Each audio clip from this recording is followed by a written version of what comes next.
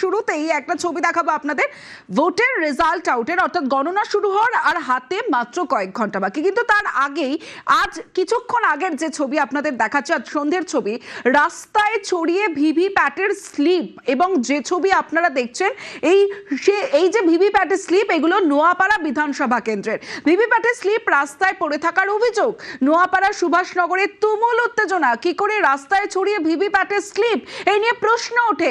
রাস্তায় ভিভিপ্যাটের স্লিপ পেয়ে তুঙ্গে তরজা এবং ঘটনাস্থলে পৌঁছে যান তিন দলেরই প্রার্থী, অর্থাৎ সিপিআইএম প্রার্থী গার্গী চট্টোপাধ্যায় পৌঁছে যান, তৃণাঙ্কুর ভট্টাচার্য তিনি তৃণমূলের যিনি প্রার্থী, এবং অর্জুন সিং তিনিও বিজেপির প্রার্থী ঘটনাস্থলে পৌঁছে যান। এভাবেই রাস্তায় ছড়িয়ে ভিভিপ্যাটের স্লিপ।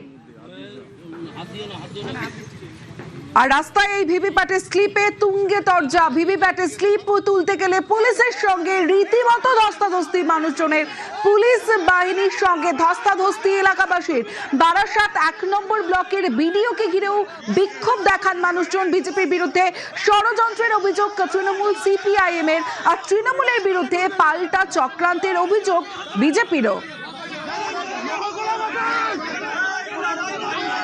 এখানে ম্যাক্সিমাম কাগজ আমাদের পড়ে রয়েছে, সিপিআইএম কে কাস্টিং করা ভিভিপ্যাটের কাগজ, এবং ওই নাম্বার দেখে এখান থেকে একজন ভিডিও কল করে ওই নাম্বার দেখে মিলিয়ে দেখি গারুলিয়া 29 নম্বর হিন্দি প্রি প্রাইমারি স্কুলের বুথের ওটা ভিভিপ্যাট স্লিপ। কি করে এই ভিভিপ্যাট স্লিপ এলো?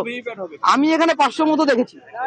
এবার আর একদিন আগে ছিল, এবার তো ভিডিও আসছে, পুলিশ আসছে, নিয়ে চলে যাচ্ছে, ধস্তাধস্তি হচ্ছে।